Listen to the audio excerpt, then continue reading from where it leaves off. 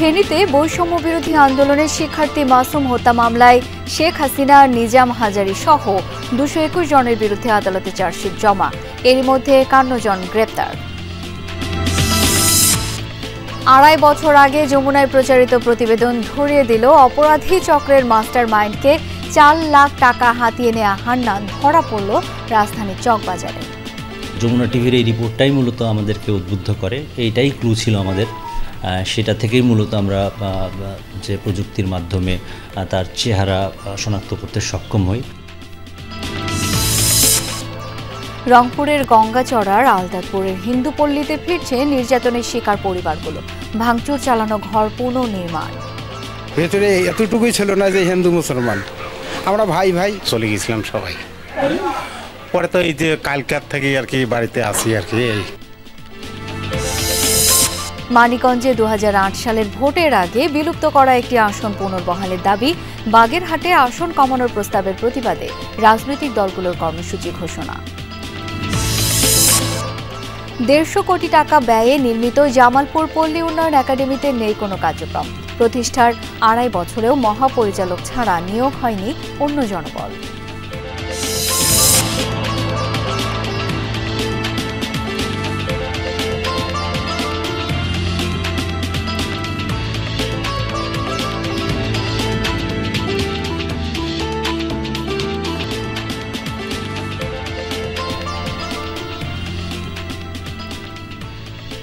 আমন্ত্রণ বিরতিহীন সংবাদ সারা দেশে। আপনাদের সাথে আছি আমি শাওন দত্ত। এতক্ষণ শিরোনাম দেখছিলেন। ফেনীতে বৈষম্য বিরোধী আন্দোলনের শিক্ষার্থী মাসুম হত্যা মামলায় শেখ হাসিনা, নিজাম হাজারী সহ 221 জনকে অভিযুক্ত করে আদালতে চার্জশিট জমা দিয়েছে পুলিশ। দুপুরে সংবাদ সম্মেলনে পুলিশ সুপার জানান, সাবেক প্রধানমন্ত্রী শেখ হাসিনা ও ফেনী 2 আসনের সাবেক সংসদ সদস্য নিজাম হাজারীকে হত্যার নির্দেশদাতা হিসেবে অভিযুক্ত করা হয়েছে। চার্জশিটে আওয়ামী লীগের সাধারণ সম্পাদক ওবায়দুল কাদের, সাবেক স্বরাষ্ট্রমন্ত্রী আসাদুজ্জামান খান কামাল ও ফেনী 3 আসনের সাবেক সংসদ সদস্য মাসুদ উদ্দিন চৌধুরীর নামও রয়েছে। এই মামলায় এখন পর্যন্ত 51 জনকে গ্রেপ্তার করা হয়েছে। গেল বছরের 4 আগস্ট মহিপালে বৈষম্য বিরোধী আন্দোলন চলছিল। সে সময় আওয়ামী লীগ নেতাকর্মীরা হামলা চালায়, প্রাণ হারায় কলেজ শিক্ষার্থী মাহবুবুল হাসান মাসুম। সাবেক প্রধানমন্ত্রী শেখ হাসিনা, তার নাম সহ সাবেক স্বরাষ্ট্রমন্ত্রী আসাদুজ্জামান খান কামাল এবং সাবেক সড়ক ও যোগাযোগ মন্ত্রী ছিলেন ওবায়দুল কাদের সাহেব সহ এখানে ফেনী জেলার আছে নিজাম হাজারী, সাবেক সংসদ সদস্য, এবং মাসুদ খান চৌধুরী, সাবেক সংসদ সদস্য সহ অন্যান্য এখানে যারা এই ঘটনায় সম্পৃক্ততা পাওয়া গেছে তাদের নামে আমরা আজকে পুলিশ রিপোর্ট দাখিল করছি। দর্শক, ফেনীতে বৈষম্য বিরোধী আন্দোলনের শিক্ষার্থী মাসুম হত্যার বিষয়ে যে চার্জশিট দেওয়া হয়েছে সেই বিষয়ে একটু বিস্তারিত জেনে নিতে চাই। সহকর্মী আরিফুর রহমান যুক্ত হচ্ছেন। আরিফ, এই হত্যা মামলার পলাতক আসামিদের ধরার বিষয়ে পুলিশ কি বলছে এবং বাকি যে হত্যা মামলাগুলো সেগুলোর অগ্রগতি সম্পর্কেও জানতে চাই আপনার কাছ থেকে। শাওন, 2024 সালের 4 আগস্ট ছাত্র জনতা ফেনী শহরের মহিপালে একটি বৈষম্য বিরোধী আন্দোলন করছিল। সে আন্দোলনে কোনো ধরনের উস্কানি ছাড়া, বিনা উস্কানিতে আওয়ামী লীগ, যুবলীগ, ছাত্রলীগ সেখানে অতর্কিতভাবে গুলি চালায়। সে গুলিতে মাসুম গুলিবিদ্ধ হয়। পরবর্তীতে 7 August Masum Chattogram medical college হাসপাতালে চিকিৎসাধীন অবস্থায় মারা যায়। তার 1 মাস পরে তার ভাই মাহমুদুল হাসান একটি ফেনী মডেল থানায় একটি হত্যা মামলা দায়ের করে। সে হত্যা মামলায় সেখানে আসামি করা হয়েছিল 162 জন এজারনামীয় এবং কি 400 থেকে 500 জনকে সেখানে অজ্ঞাত আসামি করা হয়েছিল। পরবর্তীতে এই মামলাটি পুলিশ তদন্ত করে সেখানে আজকে 221 জনের বিরুদ্ধে অভিযোগপত্র দাখিল করেছে। সেই অভিযুক্তের মধ্যে রয়েছে তৎকালীন প্রধানমন্ত্রী শেখ হাসিনা রয়েছে এবং কি স্বরাষ্ট্রমন্ত্রী রয়েছে ওবায়দুল কাদের রয়েছে এবং কি ফেনী 2 আসনের সংসদ সদস্য নিজাম হাজারী এবং ফেনী 3 আসনের সংসদ সদস্য মাসুদ উদ্দিন চৌধুরী সহ মোট 221 জন ছিল।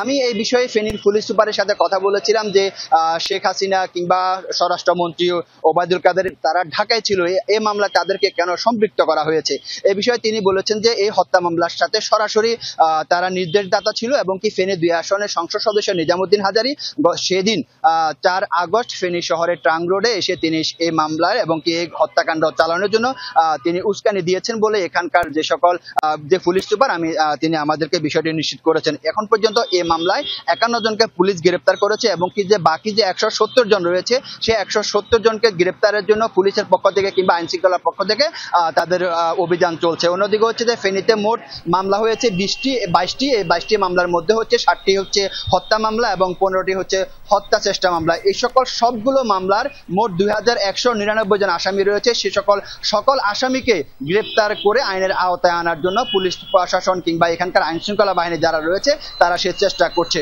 শাওন, আরিফ, অনেক ধন্যবাদ বিস্তারিত জানানোর জন্য। নির্বাচিত সরকার না হলে দেশি বিদেশি বিনিয়োগ হবে না। সবাই বিনিয়োগের সিদ্ধান্ত স্থগিত রেখেছে নির্বাচিত সরকারের অপেক্ষায়। রংপুরে এমনটা বলেছেন বিএনপির স্থায়ী কমিটির সদস্য আমির খসরু মাহমুদ চৌধুরী। দুপুরে Rangpur chamber of commerce and industries আয়োজিত আলোচনা সভায় প্রধান অতিথির বক্তব্যে তিনি বলেন, যত দ্রুত সম্ভব নির্বাচন দিতে হবে। জনগণের কাছে জবাবদিহিতামূলক সরকার না থাকায় বাংলাদেশ গণতান্ত্রিক, অর্থনৈতিক ও সামাজিকভাবে পিছিয়ে পড়ছে। শুধু রাজনীতিতে নয়, অর্থনীতিতেও গণতন্ত্রায়ন নিশ্চিতের উপর জোর দেন আমির খসরু মাহমুদ চৌধুরী। সভায় বিভাগের 8 জেলার চেম্বার নেতৃবৃন্দ উপস্থিত ছিলেন।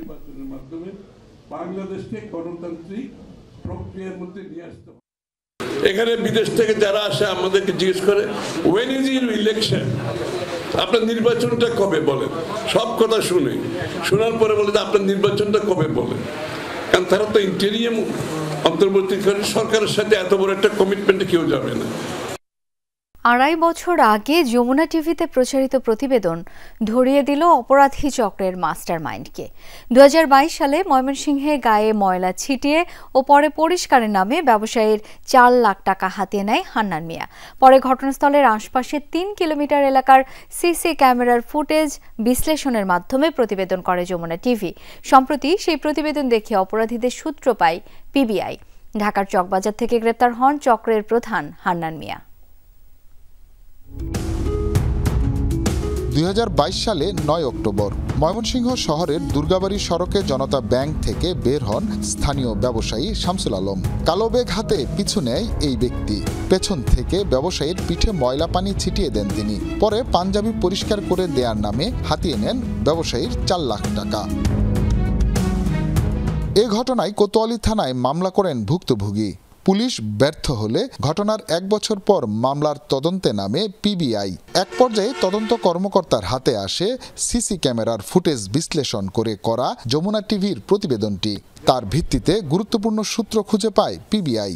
সিসি ফুটেজটাকে স্পষ্ট করে যখন ব্যক্তিটাকে আমি শনাক্ত করতে পারছি বিভিন্ন সোর্স এবং তথ্য প্রযুক্তির মাধ্যমে, বাংলাদেশের বিভিন্ন প্রান্তে খোঁজখবর নিয়ে দেখি যে বাংলাদেশের বিভিন্ন প্রান্তে সে এরকম চুরি কিংবা আরও বড় ধরনের চুরি এগুলো পেশার সাথে সে জড়িত। তাকে গ্রেপ্তারের জন্য আপ্রাণ চেষ্টা করি। তদন্তের এক পর্যায়ে পিবিআই জানতে পারে আসামি ঢাকার চকবাজারে অবস্থান করছে। মঙ্গলবার রাতে অভিযান চালিয়ে গ্রেফতার করা হয় অভিনব পন্থায় চুরি ছিনতাই চক্রের মাস্টার মাইন্ড হান্নান মিয়াকে। আমাকেও বিভিন্ন জায়গায় খোঁজখবর নিতে বলছে এবং ওনারা নিজেরা প্রচুর চেষ্টা করছে। প্রচুর চেষ্টা করে শেষ পর্যন্ত ওনারে এই 2 বছর পরে এরা ধরলো। আজকে 2 বছর পর পিবিআই তাদেরকে ধরতে সক্ষম হয়েছে। পিবিআইকে আমরা আন্তরিকভাবে ধন্যবাদ জানাচ্ছি। যমুনা টিভির এই রিপোর্টটাই মূলত আমাদেরকে উদ্বুদ্ধ করে, এইটাই ক্লু ছিল আমাদের। সেটা থেকেই মূলত আমরা যে প্রযুক্তির মাধ্যমে তার চেহারা শনাক্ত করতে সক্ষম হই এবং প্রকৃতপক্ষে এই রিপোর্টটা যদি নিউজটা না আসতো আমরা হয়তো এতদিনেও পারতাম কিনা এটা সন্দেহ ছিল। গ্রেফতারের পর হান্নান মিয়াকে আদালতে নেওয়া হয়। সেখানে 164 ধারায় জবানবন্দি দিয়েছেন তিনি। হুসাইন শাহিদ, যমুনা নিউজ, ময়মনসিংহ। হামলা, ভাঙচুর আর লুটপাটের শিকার রংপুরের গঙ্গাচড়ার আলদাতপুর হিন্দু পল্লীতে ফিরেছে বাসিন্দারা। ভাঙচুর হওয়া ঘরগুলো হয়েছে পুনর্নির্মাণ, তবে আবারও হামলার গুজবে কিছুটা শঙ্কিত তারা। আগের মতোই হিন্দু মুসলিম কাঁধে কাঁধ মিলিয়ে চলতে চান অধিবাসীরা। সরেজমিনে হিন্দু পল্লী ঘুরে জানাচ্ছেন সহকর্মী সরকার মাসারুল মান্নান। রংপুর গঙ্গাচড়ার আলদাতপুর 6 আনি গ্রামে হামলার পর শেষ হয়েছে ঘরবাড়ি সংস্কার কাজ। 100 বছরেরও বেশি সময় ধরে এই গ্রামেই বংশ পরস্পরায় বাস করা ধরণীকান্ত রায়ের পরিবার ফিরেছে নিজ ঘরে। চলে গেছিলাম সবাই, পরে তো এই যে কালকার থেকে আর কি বাড়িতে আসি আর কি। আমার স্বামী আমাকে রাতের 12টা-1টার সময় আমার বাবা বাড়িতে রাখে আসছে। তারপর পরের দিন শুনি যে এরকম ঘটনা। ঘটনার আকস্মিকতায় বাড়ি ছেড়েছিলেন অভিযুক্ত গ্রেপ্তার হওয়া ওই কিশোরের পরিবারও। তারাও ফিরেছেন আপন বসতিতে। আমরা গেছি আর মানে কালকে আসছি, কালকে মনে হয় তখন 3টে বাজে, তখন মানে বাড়ি থেকে ফোন দিয়েছে যে আসো আসো আসো, তারপরে ভয় ভয় করে আসছে। একদিনে তো একই সময়ে এরকম গেছি, হ্যাঁ, যাওয়ার পরে একসাথে ফিরিয়েও আসছি। সোমবারে প্রশাসনের ঘর আমাদেরকে ডাক দিল, আমরা সবাই আসলাম। এখন প্রশাসনের কাছে কোনো ভয়ের কারণ নাই, আপনারা সুসম্মানে বাড়িতে থাকেন। আসি তো এগুলো দেখি একার চারপাশে উদ্যম ঘর দৌড় একার সব ভাঙা ভাঙ্গি শেষ, দেখি আর মন থাকবে না। তবে তো সবাই গড়াগড়ি করি কান্দা কান্দি, মন থাকি আর মানে তখন থাকি তো এই হুতেশনে আছি। পুলিশ, সেনাবাহিনী ও প্রশাসনের তৎপরতায় পরিস্থিতি এখন স্বাভাবিক। সার্বিক নিরাপত্তা নিয়ে কিছুটা অস্বস্তি থাকলেও আগের মতোই হিন্দু মুসলমান কাঁধে কাঁধ মিলিয়ে বসবাসের আশা তাদের। চান হামলাকারীদের শাস্তি। ভেতরে এতটুকুই ছিল না যে হিন্দু মুসলমান, আমরা ভাই ভাই একসাথেই আর কি, যাহা কিছু জীবন ইয়ে করবো আর কি। প্রশাসনের ঘরে এই জায়গাতেই আমাদের সাথে কথা বললো, ওরা পানি খেলো, নাস্তা পানি খেলো। আমরা তাদের সাথে কথা বললাম যে ওরা আসবে, ওরা মানববন্ধন করবে, ওরা তোমার কোনো অন্যায় অত্যাচার করবে না, কোনো ক্ষয়ক্ষতি করবে না, ওরা এইভাবে ইয়ে করিয়া চলে যাবে। তা তারপরে পরিবর্তনে ওরা আসি একটাই মেসমেসার করি। সঠিক বিচার হলে ঘটনার পুনরাবৃত্তি হবে না বলে মনে করেন সুশীল সমাজ ও পেশাজীবী নেতারা। পুলিশ বলছে নতুন করে হামলার যে কোনো ধরনের গুজব কঠোরভাবে মোকাবেলা করা হবে। ধর্মীয় অবমাননা বা সংখ্যালঘু বা সংখ্যাগুরু যেই হোক, অত্যাচারিত যে অত্যাচার যে করবে তার কঠোর বিচার হচ্ছে, শাস্তি হচ্ছে দৃশ্যমান। আমরা চাবো দ্রুত এটা সুষ্ঠু তদন্ত হয়ে দোষীরা ধরা পাক, কারণ আমাদের মনে হচ্ছে দেশের মধ্যে একটা অরাজকতা সৃষ্টির উদ্দেশ্যে সহিংসতার জন্যই এই কাজগুলো করা হচ্ছে। জেলা প্রশাসন, অন্যান্য গোয়েন্দা সংস্থা, সেনাবাহিনী সবাই মিলে ওটা নিয়ে আমরা কাজ করতেছি। স্থানীয় জনগণও আমাদের সহায়তা করতেছেন। ফেসবুকে মহানবী ও ইসলাম নিয়ে আপত্তিকর মন্তব্য ও ইমেজ পোস্ট করায় আলদাতপুর হিন্দুপল্লীর একজনকে গ্রেপ্তার করে পুলিশ। এরপরও হামলা চালায় দুর্বৃত্তরা। হামলার ঘটনায় মামলা হয়, ধরাও পড়ে কয়েকজন। পুলিশ জানিয়েছে খোঁজা হচ্ছে হামলার মাস্টার মাইন্ডকেও। সরকার, মাঝারুল মান্নান, যমুনা নিউজ, রংপুর। গোপালগঞ্জে এনসিপির পদযাত্রা ঘিরে সহিংসতার ঘটনায় আরও একটি মামলা হয়েছে। বুধবার রাতে সদর থানায় এসআই শফিকুল ইসলাম সন্ত্রাসবিরোধী আইনে এই মামলা করেন। এতে নিষিদ্ধ সংগঠন ছাত্রলীগের জেলা সভাপতি এবং সাধারণ সম্পাদক সহ 477 জনের বিরুদ্ধে অভিযোগ আনা হয়। এর মধ্যে পরিচয় সহ 77 জন, অজ্ঞাতনামা 400 জনকে আসামি করা হয়েছে। গত 16 জুলাই এনসিপির পদযাত্রা কর্মসূচিতে হামলা চালায় আওয়ামী লীগ ও সহযোগী সংগঠনের নেতাকর্মীরা। ওই ঘটনায় এখন পর্যন্ত 15 মামলায় আসামি করা হয়েছে 16,208 জনকে। এসব মামলায় এখন পর্যন্ত মোট 329 জন গ্রেপ্তার হয়েছে বলে জানায় পুলিশ।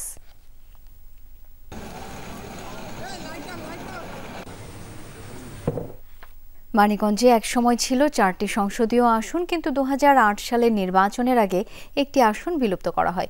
ত্রয়োদশ নির্বাচন সামনে রেখে আবারও দাবি উঠেছে সেই আসন পুনর্বহালের। সম্প্রতি এই বিষয়ে শুনানিও হয়েছে নির্বাচন কমিশনে। স্থানীয়রাও অধীর আগ্রহে রয়েছেন সিদ্ধান্তের অপেক্ষায়।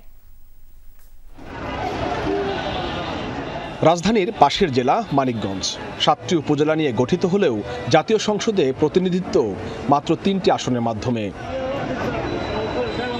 অথচ 1972 সাল থেকে এই জেলার সংসদীয় আসন ছিল 4টি, কিন্তু 2008 সালের জাতীয় নির্বাচনের আগে নির্বাচন কমিশনের সিদ্ধান্তে বিলুপ্ত হয় মানিকগঞ্জ 4 আসন। 3টি উপজেলা ভাগ হয়ে যায় 3টি আসনে।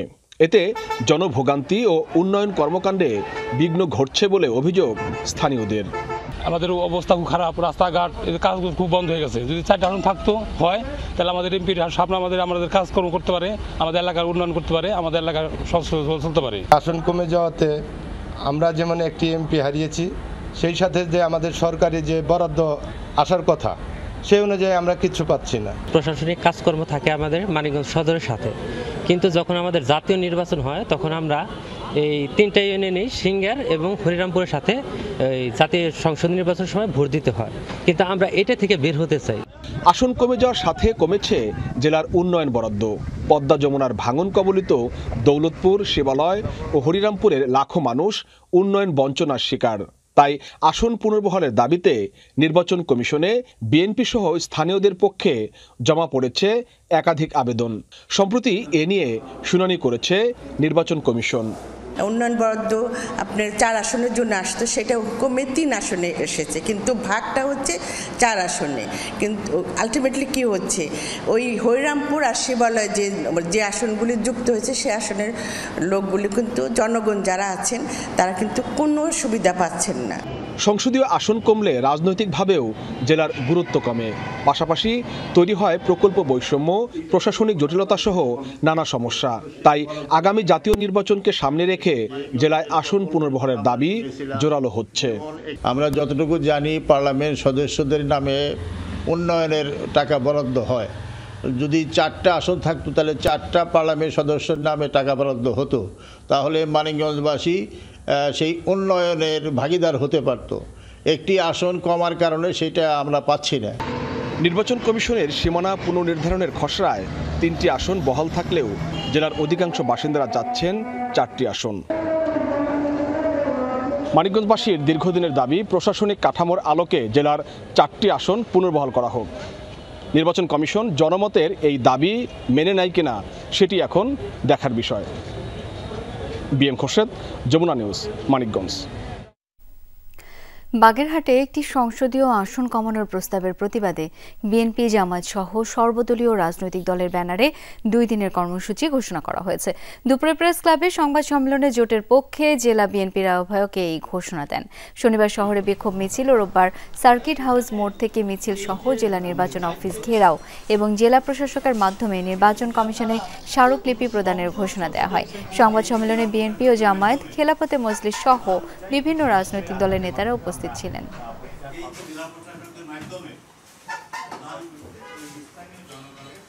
পঞ্চগড় ও নওগাঁ সীমান্ত এলাকা দিয়ে 27 জনকে পৌঁছিন করেছে ভারতীয় সীমান্তরক্ষী বাহিনী বিএসএফ।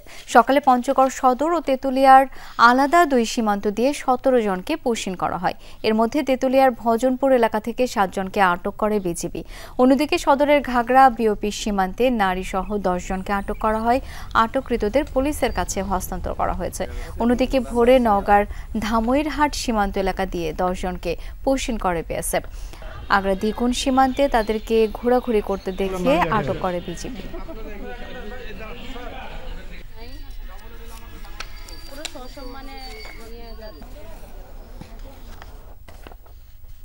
লালমনিরহাটে তিস্তার পানি কমে গেলেও দুর্ভোগ কাটেনি নদী তীরবর্তী মানুষের। দৃশ্যমান হয়েছে ক্ষতচিহ্ন। হাতীবান্ধা উপজেলার বিভিন্ন ইউনিয়নের বাসিন্দারা জানান, পানির স্থায়িত্ব স্বল্প মেয়াদী হওয়ায় দুর্ভোগ কিছুটা কম, তবে ফসল ও কাঁচা সড়কের ক্ষতি হয়েছে। গত মঙ্গলবার রাতে তিস্তার পানি বৃদ্ধি পেয়ে বিপদসীমা অতিক্রম করে। পরদিন 44টি জলকপাট খুলে দিলে কমতে থাকে পানি। জেলা প্রশাসনের পক্ষ থেকে 200 মেট্রিক টন করে চাল এবং 1000 প্যাকেট শুকনো খাবার বরাদ্দ দেওয়া হয়, যা দুর্গতদের মাঝে বিতরণ করা হচ্ছে। আজ তিস্তা ডালিয়া ব্যারেজ পয়েন্টে বিপদসীমার 18 সেন্টিমিটার নিচ দিয়ে প্রবাহিত হচ্ছে পানি। ডিগির মাছ বেড়ে গেছে, ওয়াবাড়ি তলে গেছে, ওয়াবাড়ির ক্ষতি হয়ে গেছে, বেসন বাড়ি তাও তলে গেছে। আবাদি ফসলের জমি তাও নষ্ট হয়ে গেছে, অনেকে ধান রোয়া গাছে রোয়া পর্যন্ত নষ্ট হয়ে গেছে। আমাদের নদীটা খনন করে দেব, কারণ রিলিফ দেয় সামান্য সময়ের জন্য।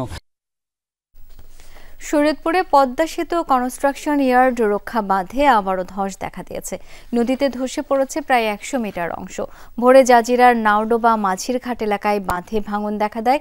নদীতে বিলীন হয়েছে অন্তত 10টি ঘর। আতঙ্কে বসতঘর সরিয়ে নিচ্ছে তীরবর্তী এলাকার বাসিন্দারা। ভাঙন ঠেকাতে জিও ব্যাগ এবং জিও টিউব ডাম্পিং অব্যাহত রেখেছে পানি উন্নয়ন বোর্ড। বৃষ্টি ও নদীতে প্রবল স্রোত থাকায় ব্যাহত হচ্ছে ডাম্পিং কাজ।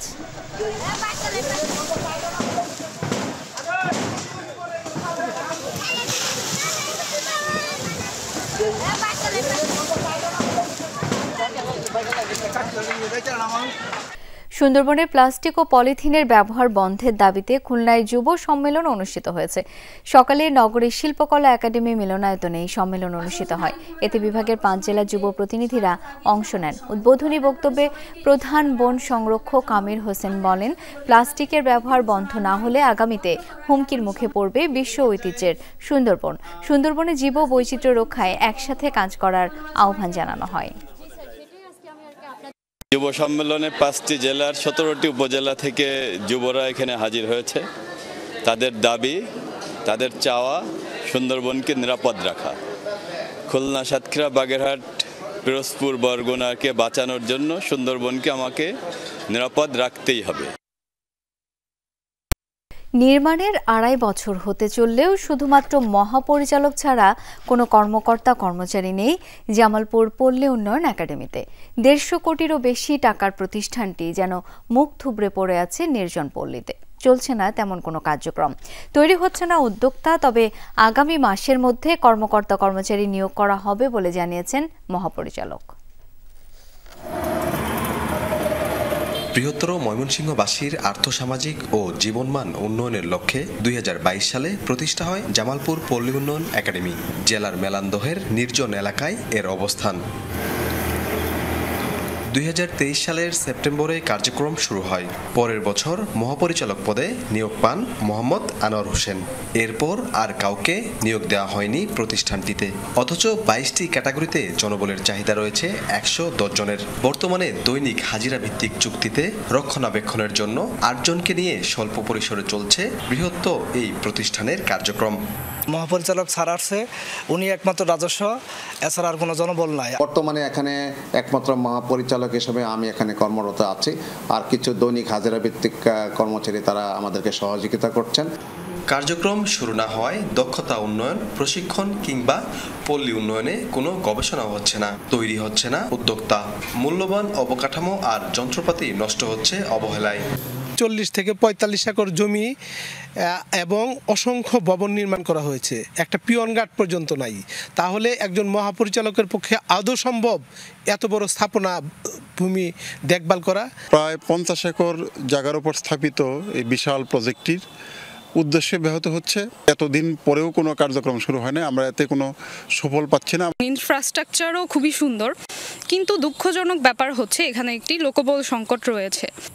আগামী মাসে 60 জনের নিয়োগ বিজ্ঞপ্তি প্রকাশ করা হবে জানালেন প্রতিষ্ঠানটির মহাপরিচালক।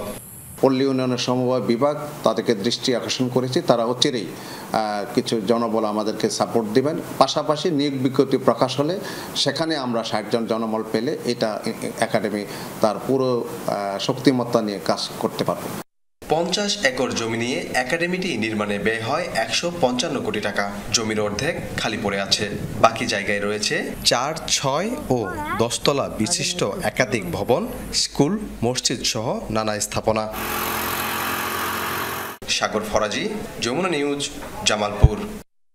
বরিশালে দুর্নীতি দমন কমিশনের নিজস্ব ভবন নির্মাণ কাজের ভিত্তিপ্রস্তর স্থাপন করেছে দুদক চেয়ারম্যান ডক্টর মোহাম্মদ আব্দুল মোমেন। সকালে নগরীর সিএনবি রোড এলাকায় ভিত্তিপ্রস্তর স্থাপন করেন তিনি। পরে সার্কিট হাউস সম্মেলন কক্ষে বিভাগের সরকারি, বেসরকারি ও স্বায়ত্তশাসিত প্রতিষ্ঠানের কর্মকর্তাদের সাথে মতবিনিময় করেন দুদক চেয়ারম্যান। এ সময় সভায় উপস্থিত কর্মকর্তাদের যারা বিভিন্ন অফিস আদালতে গিয়ে অবৈধ সুবিধা চাচ্ছে তাদের প্রতিহতের নির্দেশ দেন তিনি। এছাড়াও নিজের কর্মজীবনে কোনো অনিয়ম দুর্নীতি করেছেন কিনা তা খতিয়ে দেখার আহ্বান জানান ডক্টর মোহাম্মদ আব্দুল মোমেন।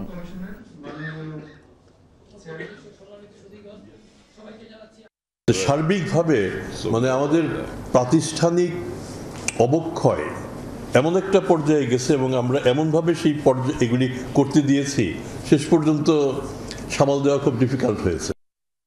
নাটোর ও ব্রাহ্মণবাড়িয়ায় জাতীয়তাবাদী আইনজীবী ফোরামের উদ্যোগে মার্চ ফর জাস্টিস পদযাত্রা অনুষ্ঠিত হয়েছে। সকালে নাটোর জেলা আইনজীবী সমিতি ভবনের সামনে থেকে বের হওয়া পদযাত্রা আবারও একই জায়গায় এসে শেষ হয়। পরে সেখানে সমাবেশ অনুষ্ঠিত হয়। ব্রাহ্মণবাড়িয়াতেও আইনজীবী সমিতির কার্যালয়ের সামনে থেকে পদযাত্রা বেরিয়ে শহরের কাউতলি মোড় সহ বিভিন্ন জায়গা প্রদক্ষিণ করে। পরে সভায় বক্তারা বলেন, আগামীতে কোনো দল যেন গণতন্ত্র ও বিচার ব্যবস্থাকে আয়নাঘরে না পাঠাতে পারে, সেজন্যই মার্চ ফর জাস্টিস কর্মসূচি। গণ অভ্যুত্থান দিবস উপলক্ষে গোপালগঞ্জে প্রতীকী ম্যারাথন প্রতিযোগিতা অনুষ্ঠিত হয়েছে। জেলা প্রশাসন ও যুব উন্নয়ন অধিদপ্তর এই প্রতিযোগিতার আয়োজন করে। সকালে জেলা প্রশাসক কার্যালয় সুশাসন চত্বর থেকে শুরু হয়ে বিভিন্ন সড়ক ঘুরে একই জায়গায় শেষ হয় ম্যারাথন। পরে অনুষ্ঠিত হয় আলোচনা সভা। প্রতিযোগিতায় সরকারি বিভিন্ন দপ্তরের কর্মকর্তা সহ বিভিন্ন শ্রেণী পেশার মানুষ অংশ নেন।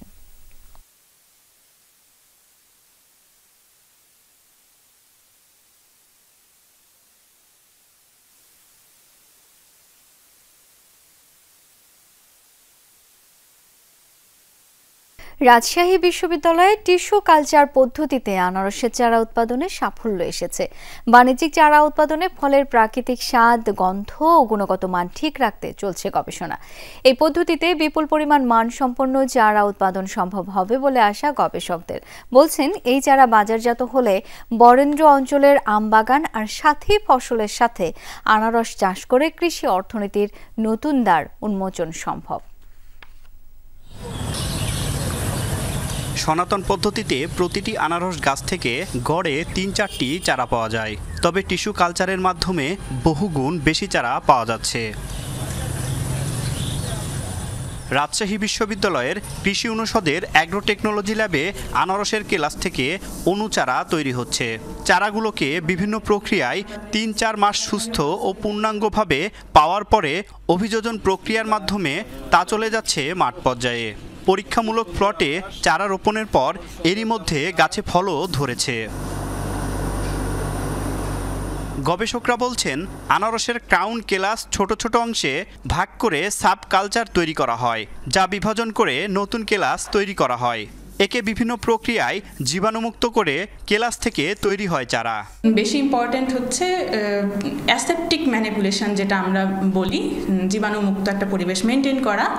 আর তার সাথে আনারস আমাদের জন্য বেশ চ্যালেঞ্জিং ছিল আনারসের এক্সপ্ল্যান্টকে স্টেরিলাইজ করা, কারণ এটার একটা সারফেসটা বেশ রাফ ছিল, যার কারণে তো আমরা করতে সক্ষম হয়েছি। পুরো প্রক্রিয়া সম্পূর্ণ হতে ৩-৪ মাস সময় লাগে। শিকড় গজানোর পর চারাগুলোকে উন্মুক্ত পরিবেশে অভিযোজন করানো হয়। পরে অর্গানিক উপাদানে মাটির মিশ্রণে নির্দিষ্ট পিএইচ বজায় রেখে মাঠে রোপণ করা হয়। গবেষকরা বলছেন, চারা বাণিজ্যিকভাবে বিক্রি হলে বরেন্দ্র অঞ্চলে উৎপাদন করা সম্ভব হবে। আমরা গ্রিন হাউসের আন্ডারে রাখলাম, যে দেখা যাচ্ছে 2 থেকে 3 আওয়ার রাখলাম, তারপরে আবার হচ্ছে গ্রোথ চেম্বারে রাখলাম। এইভাবে ধীরে ধীরে খাপ খাইয়ে টোটালি আমরা একটা পূর্ণ চারা আনারসের পেতে পারি। এই আনারসটা আপনার হচ্ছে যে সাধারণত হিল ট্র্যাক্টগুলোতে হয়, বা যেমন রাঙ্গামাটি, বান্দরবান এই অঞ্চলগুলোতে আনারসটা হয়, কিন্তু ওটা যদি আমাদের এই সমতল এরিয়াতে হয় তো সেটা আমাদের কৃষকের জন্য খুব বেনিফিটেড হবে। বড় পরিসরে আনারস চাষ করতে একসঙ্গে বিপুল পরিমাণ চারা প্রয়োজন, যা সাধারণভাবে সম্ভব নয়। টিস্যু কালচারের মাধ্যমে সেই চিত্র আমূল বদলে দেওয়া সম্ভব। এই চারাগুলো বাণিজ্যিকভাবে উৎপাদন করতে পারলে আমাদের কৃষকরা, বিশেষ করে বিভিন্ন ফল বাগানে যে ফাঁকা জায়গা অংশগুলো থাকে সেই অংশগুলো প্রপার ইউটিলাইজ করতে পারে এবং সাথী ফসল হিসাবে আনারসটা আবাদ করতে পারে। বাণিজ্যিকভাবে উৎপাদনে এই চারা বরেন্দ্র অঞ্চলের বিভিন্ন ফল বাগানে সাথী ফসল হিসেবে চাষ করা সম্ভব হবে বলে আশাবাদী গবেষকরা। এই পদ্ধতিগুলো ব্যবহার করলে আমি অল্প সময়ে সারা বছর ব্যাপী চারা তৈরি করতে পারি, যেটা নিশ্চিত করে একসাথে অসংখ্য চারা প্রাপ্তি। এটা কৃষকের জন্য খুব উপযোগী হয়। আর টিস্যু কালচার কৌশল ব্যবহার করলে এই চারাটার গুণগত মান ঠিক থাকে। তারেক মাহমুদ, যমুনা নিউজ, রাজশাহী।